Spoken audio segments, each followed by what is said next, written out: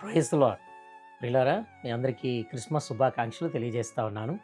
నేడు ఈ క్రిస్మస్ దినాలలో మనందరికీ బాగా సుపరిచితమైన వాక్య భాగాన్ని మనందరము నేర్చుకుందాము. ఆ వాక్యాన్ని ధ్యానిద్దాం. లూకా సువార్త 2వ అధ్యాయంలో ఒక మాట ఉంది. ఇదిగో ప్రజలందరికీ కలగబోవు మహా సంతోషకరమైన సువర్తమానము నేడు మీకు తెలియజేయుచున్నాను. ప్రజలందరికీ కలగబోవు శుభవర్తమానం, సంతోషకరమైన శుభవర్తమానం.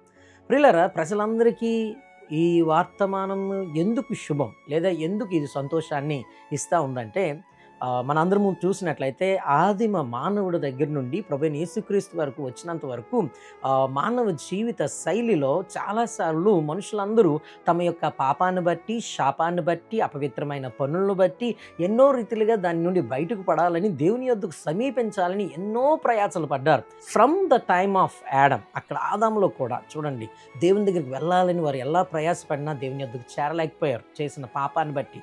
తదుపరి బాబేలు గోపురం దగ్గర కూడా వాళ్ళు కూడా ఎంతో దేవునికి ఏదో చేద్దాం అనుకున్నారు, కానీ అక్కడ విఫలమం చెందారు. తర్వాత చరిత్రలన్నీ చూసినట్లయితే ప్రతి చరిత్రలో కూడా మానవుడు దేవునికి దగ్గరగా అవ్వాలని, దేవునితో సహవాసం చేయాలని, దేవునితో కలుసుకోవాలని, దేవుని యొక్క కృపను పొందుకోవాలని, దేవుడిచ్చే రక్షణ పొందుకోవాలని ఎంతో ప్రయాసపడతా ఉన్నాడు. అయినప్పటికీ కూడా ఎక్కడో తెలియని లోటు, లేకపోతే ఎక్కడో తెలియని గ్యాప్ మనకి కనబడుతూ ఉంది. మనుషులు దేవుని ఎంతో సంతోషపెట్టాలనుకుంటున్నారు, కానీ తమ పాపములో ఉండి దేవుని సంతోషపెట్టడం అసాధ్యం.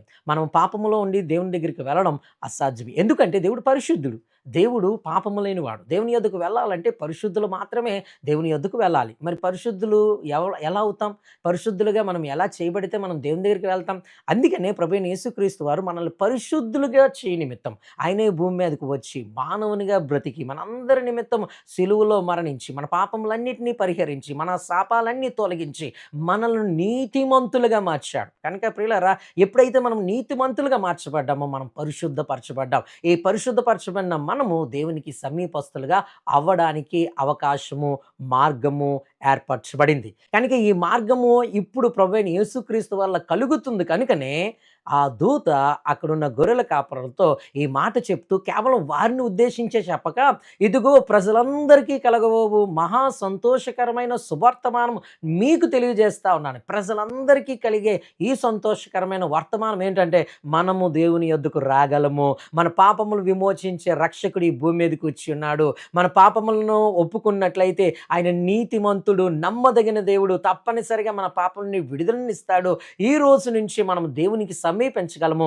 దేవునికి సమీపించడమే సంతోషాన్ని ఇచ్చేది. కనుక దేవుని సమీపించకుండా, దేవునితో వెళ్లకుండా మనం సంతోషంగా ఉండలేమండి. మానవుడు ఎంత ప్రయత్నం చేసినా, ఎన్ని రకాలుగా దేవుని యొద్దకు రావాలని, దేవునితో సహవాసం చేయాలని ఎంత ప్రయాసపడినా కూడా మన పాప స్వభావం, మన యొక్క శాప స్వభావం, మనలో ఉన్న ఈ యొక్క శరీర క్రియలు దేవుణ్ణి ఎప్పటికీ సంతోషపరచనేరు.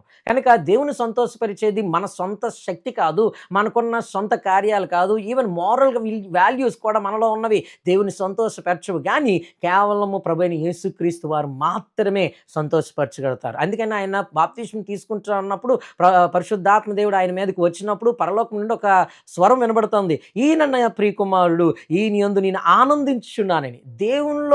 దేవుడు ఆనందించేది ప్రియ కుమారునిలోనే. ప్రియకుమారుడు మన దగ్గరికి రావడం, ప్రియకుమారుడు మనతో సహవాసం చేయడము మనకు కలిగే సంతోషకరమైన సువర్తమానం.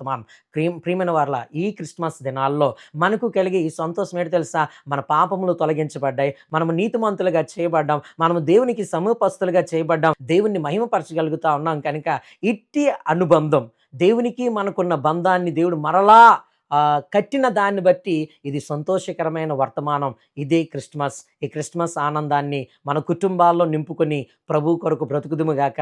మిమ్మల్ని అందరినీ దీవించును గాక. ఆమేన్. God bless you all.